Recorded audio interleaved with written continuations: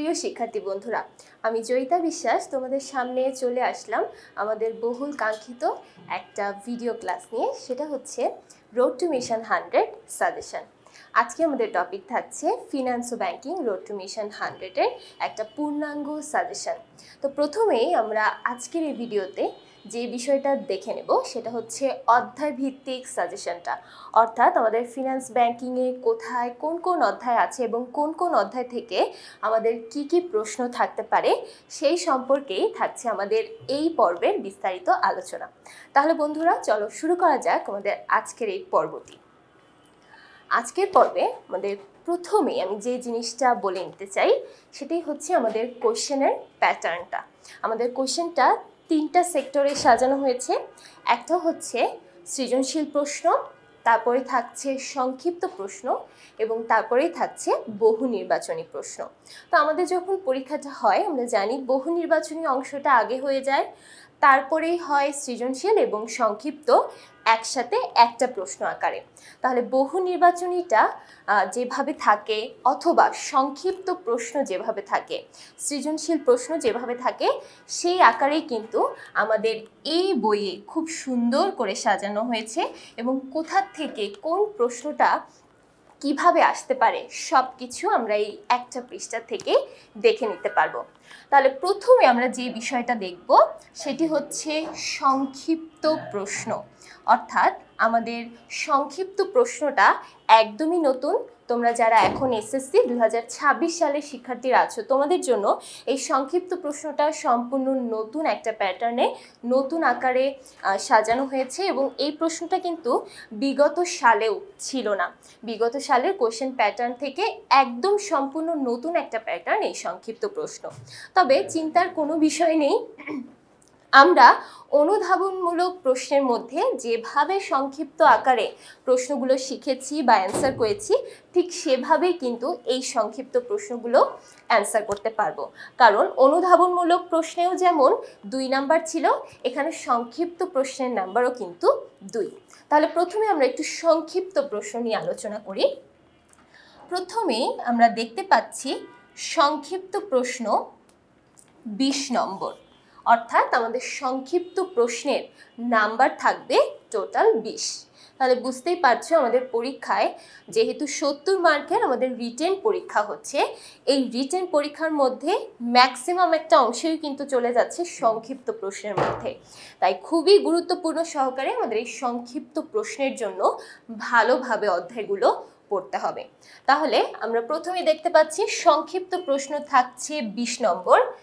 সংক্ষিপ্ত সিলেবাস অনুসারে প্রত্যেকটি অধ্যায় থেকে ন্যূনতম একটি করে মোট 15টি সংক্ষিপ্ত প্রশ্ন থাকবে। এই কথাটার মানে কি? এই কথাটার মানে হচ্ছে আমাদের সংক্ষিপ্ত সিলেবাসের যে অধ্যায়গুলো আছে প্রত্যেকটি অধ্যায় থেকে মিনিমাম একটা করে সংক্ষিপ্ত প্রশ্ন কিন্তু তুমি কমন পেয়ে যাবে। টোটাল আমাদের প্রশ্ন সংখ্যা থাকবে 15টি এবং সেই 15টি প্রশ্নের মধ্যে আমাদের 10টি প্রশ্নের উত্তর দিতে হবে।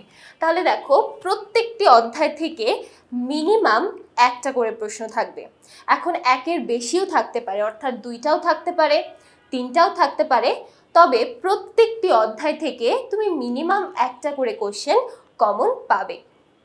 তাহলে এই ছিল আমাদের সংক্ষিপ্ত প্রশ্ন কয়টা আসবে সেই সম্পর্কিত আলোচনা। এখন দেখো প্রত্যেকটা প্রশ্নের নাম্বার হচ্ছে 2। তাহলে আমরা এখানে দেখতে পাচ্ছি 2 গুণ 10, অর্থাৎ 10টা প্রশ্ন তোমাকে অ্যান্সার করতে হবে এবং প্রত্যেকটি প্রশ্নের মান যেহেতু 2 তাই টোটাল এখানে নাম্বার দাঁড়াচ্ছে 20 নম্বর। আশা করছি সকলে বুঝতে পেরেছো। এরপর আমরা চলে যাচ্ছি আমাদের সৃজনশীল প্রশ্নের প্যাটার্নে। আমরা জানি সৃজনশীলে প্রত্যেকটা সৃজনশীলের মান থাকে 10 নম্বর করে।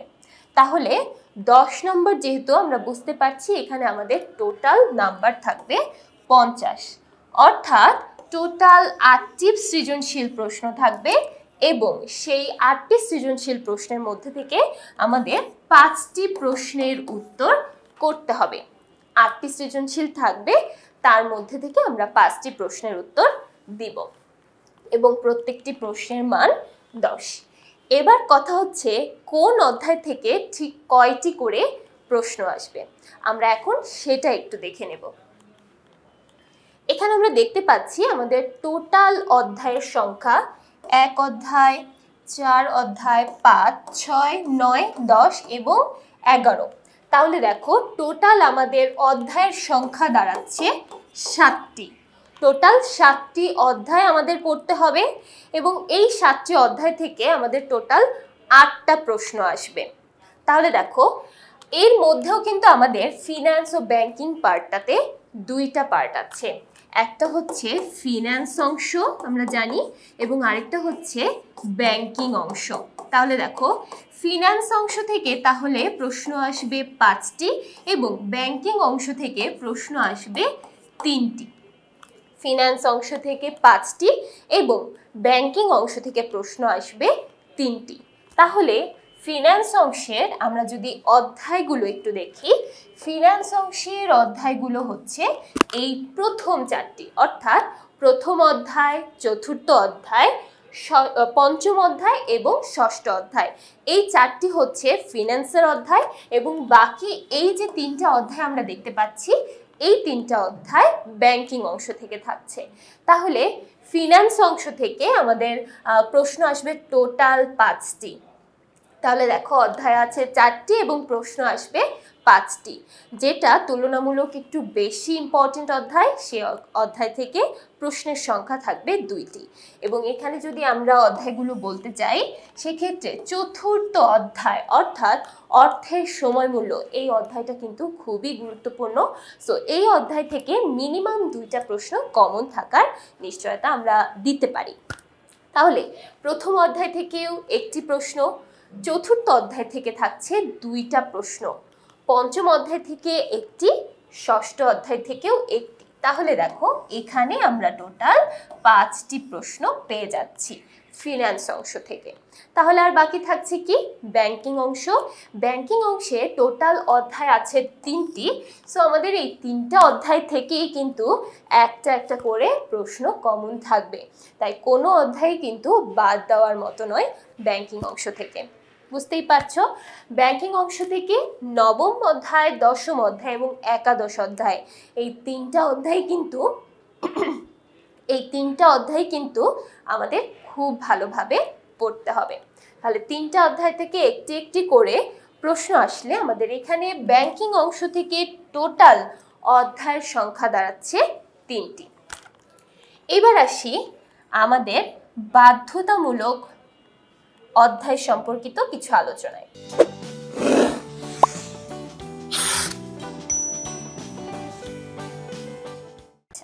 এখানে আমরা দেখতে পাচ্ছি বাধ্যতামূলক অংশ নামে একটা অংশ রয়েছে। এখানে বলা হচ্ছে আমাদের ফিনান্স অংশ থেকে 2টি সৃজনশীল অবশ্যই তোমাকে উত্তর করতে হবে, আবার ব্যাংকিং অংশ থেকেও মিনিমাম 2টি সৃজনশীল তোমাকে অ্যান্সার করতে হবে। তাহলে দেখো ফিনান্স অংশে টোটাল প্রশ্ন আছে 5টি, ব্যাংকিং অংশে টোটাল প্রশ্ন আছে 3টি এবং 5টি থেকেও মিনিমাম 2টি, আবার 3টি থেকেও মিনিমাম 2টি প্রশ্নের অ্যান্সার তোমার করতে হবে। এখন দেখো 2টি করে আমরা যদি অ্যান্সার করি তাহলে টোটাল কোশ্চেন দাঁড়াচ্ছে 4টি এবং এই যে একটা এক্সট্রা আমাদের অ্যান্সার করতে হবে। এখন এই এক্সট্রা কোশ্চেনটা তুমি ফিনান্স অংশ থেকেও করতে পারো, আবার ব্যাংকিং অংশ থেকেও করতে পারো। যার যেটা সহজ লাগবে সে সেখান থেকেই অ্যান্সার করবে, এটার কোনো বাধ্যবাধকতা দিয়ে দেওয়া হয়নি। তাহলে বাধ্যবাধকতা আছে শুধুমাত্র 2টি সৃজনশীলে, অর্থাৎ ফিনান্স থেকেও আমাদের 2টি অ্যান্সার করতে হবে, আবার ব্যাংকিং থেকেও মিনিমাম 2টি অ্যান্সার করতে হবে এবং একটা যেটা এক্সট্রা প্রশ্ন উত্তর করা বাকি থেকে যায় সেটা তুমি ফিনান্স থেকেও করতে পারো অথবা ব্যাংকিং থেকেও করতে পারো। আশা করছি বাধ্যবাধকতাটা বুঝতে পেরেছো। এবার আমরা চলে যাই যারা আমরা বিভিন্ন রকমের নাম্বার পেতে চাচ্ছি তাদের একটু আলোচনায়। দেখো যারা শুধুমাত্র পাশ করার জন্য একদম সর্বশেষে গিয়ে পড়া শুরু করবে তাদের জন্য একদম সংক্ষিপ্ত সিলেবাস থেকেও সংক্ষিপ্ত করে কিন্তু আমরা অধ্যায়গুলোকে সাজিয়েছি। যারা শুধুমাত্র পাশ করার জন্য বা শুধুমাত্র যতটুকু পাশ করে ওঠা যায় ততটুকু নাম্বার পেতে চাচ্ছি, কারণ আমরা দেখা যায় যে অনেক সময় অনেকগুলো অধ্যায় বুঝতে পারি না বা আমাদের কাছে কঠিন লাগছে, তাদের জন্য আমরা 3টা অধ্যায় সাজিয়েছি। সেটা হচ্ছে প্রথম অধ্যায়, এবং এখান থেকে তুমি একটা প্রশ্ন পাবেই পাবে। তারপর থাকছে চতুর্থ অধ্যায় এবং একাদশ অধ্যায়। চতুর্থ অধ্যায় রাখার কারণ হচ্ছে এই চতুর্থ অধ্যায় থেকেই কিন্তু 2টা প্রশ্ন থাকে, এবং আমরা যারা চতুর্থ অধ্যায়ের ম্যাথ করেছি তারা জানি চতুর্থ অধ্যায়টা খুবই সহজ একটা ম্যাথের অধ্যায়। সো এই অধ্যায়টা একটু যদি আমরা ভালো মতো করি তাহলে কিন্তু মিনিমাম একটা প্রশ্ন আমরা পেয়ে যাব এখান থেকে কমন, এবং সেগুলো অ্যান্সার করলে কিন্তু আমাদের অবশ্যই পাস মার্ক আসবে। সো আমরা এখানে পড়ে ফেলবো প্রথম অধ্যায়, চতুর্থ অধ্যায় এবং একাদশ অধ্যায়। যারা কিনা শুধুমাত্র পাস করার জন্য পড়তে চাচ্ছি অথবা একদম সর্বশেষে যারা প্রিপারেশন নিতে যায় তাদের কাছে কিন্তু শুধুমাত্র পাস মার্কটাই অনেক হয়ে যায়, তো তাদের জন্যই এই অধ্যায়গুলো। এরপর দেখো, যারা এ অথবা বি মার্কের মধ্যে একটা মার্ক চাচ্ছে তাদের জন্য অধ্যায়গুলো কি কি? তাদের জন্য থাকছে প্রথম অধ্যায়, চতুর্থ অধ্যায়, পঞ্চম অধ্যায় এবং একাদশ অধ্যায়। এখানে পঞ্চম অধ্যায়টা এক্সট্রা রাখার কারণ হচ্ছে পঞ্চম অধ্যায়টাও কিন্তু চতুর্থ অধ্যায়ের মতোই খুবই সহজ একটা অধ্যায়, সহজ ম্যাথের একটা অধ্যায়। সো যারা অঙ্কে একটু দুর্বল বা অঙ্কতে ভয় পাও তাদের জন্য এই 2টা অধ্যায় কিন্তু খুবই সেফ একটা জোন। সো তারা এই অধ্যায়গুলো একটু ভালো মতো রপ্ত করলে মিনিমাম এখানে এ বি এর মধ্যে একটা মার্ক কিন্তু পেয়ে যাবে, এবং মোটামুটি তোমার রেঞ্জে ভালো মার্কই পাবে। তারপরে যাদের টার্গেট এ প্লাস অর্থাৎ জিপিএ 5 পাওয়া, জিপিএ 5 পেতে চায় যারা, তারা চাইলে শুধুমাত্র একটা অধ্যায় স্কিপ করতে পারে, সেটা হচ্ছে ষষ্ঠ অধ্যায়। ষষ্ঠ অধ্যায়টা আমাদের সবার কাছে মোটামুটি একটু কঠিন লাগে। সো ষষ্ঠ অধ্যায়টা স্কিপ করলে তুমি মোটামুটি এ প্লাস পাওয়ার মতো মার্ক কিন্তু পেয়ে যাচ্ছ। তাহলে যারা এ প্লাস পেতে চাচ্ছে, জিপিএ 5 পেতে চাচ্ছে, তাদের জন্য অধ্যায় কি কি থাকছে? প্রথম অধ্যায়, চতুর্থ, পঞ্চম অধ্যায়, দশম এবং একাদশ অধ্যায়। ঠিক আছে, তাহলে এই অধ্যায়গুলো তাদের অবশ্যই পড়তে হবে। আচ্ছা, তারপরে যারা 100 নম্বর পেতে যাচ্ছে অর্থাৎ একদম ফুল মার্কস পেতে যাচ্ছে, তাদের জন্য কি থাকছে? তাদের জন্য থাকছে প্রথম, চতুর্থ, পঞ্চম, ষষ্ঠ, নবম, দশম এবং একাদশ, অর্থাৎ প্রত্যেকটি অধ্যায় কিন্তু তাদের জন্য পড়তে হবে। যারা 100তে 100 অর্থাৎ একদম টোটাল 100 মার্কস পেতে যাচ্ছ তাদের জন্য কিন্তু সম্পূর্ণ সিলেবাসটাই আয়ত্ত করতে হবে। এরপর চলে যাচ্ছি আমাদের বহু নির্বাচনী প্রশ্ন অংশে। বহু নির্বাচনী প্রশ্নে বলা হচ্ছে টোটাল থাকবে 30 মার্ক। 30 মার্ক কিন্তু অনেক, এবং আমি সবসময়ই আমার স্টুডেন্টদেরকে যেটা বলতে চাই সেটা হচ্ছে ফিনান্স অংশ অথবা যে কোনো সাবজেক্টই যেটা অবশ্যই বহু নির্বাচনী প্রশ্ন আছে, বহু নির্বাচনী প্রশ্নটাই আমরা খুব গুরুত্ব সহকারে পড়ব, কারণ বহু নির্বাচনী প্রশ্নে কিন্তু ম্যাক্সিমাম নাম্বারগুলো চলে যায়। তুমি যদি একটা প্রশ্ন ভুল করো তাহলে টোটাল 1 মার্ক চলে যাচ্ছে, এবং এই 1 মার্কের গুরুত্ব কিন্তু আমরা প্রত্যেকটা স্টুডেন্টরাই বুঝি। তাই প্রত্যেকটা বহু নির্বাচনী প্রশ্ন খুব ভালোভাবে যাচাই করে বিচার করে আমাদের পড়তে হবে, ভালোভাবে প্রত্যেকটি প্রশ্ন আয়ত্ত করতে হবে।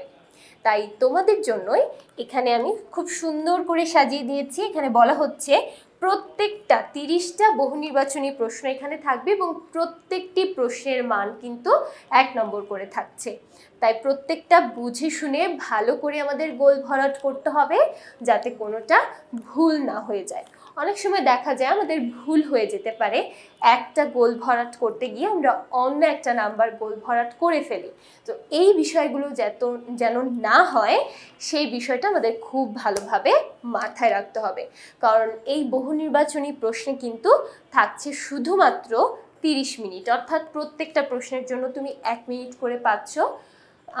1 মিনিট সময়ের মধ্যে তোমাকে বুঝে শুনে ঠান্ডা মাথায় সুন্দর করে গোল ভরাটটা করতে হবে।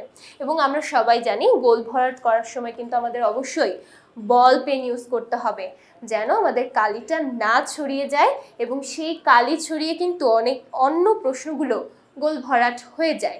সো এই বিষয়গুলোতে আমাদের একটু সতর্কতা রাখতে হবে। তাহলে এই ছিল আমাদের অধ্যায় ভিত্তিক এবং প্রশ্ন সংক্রান্ত আলোচনা।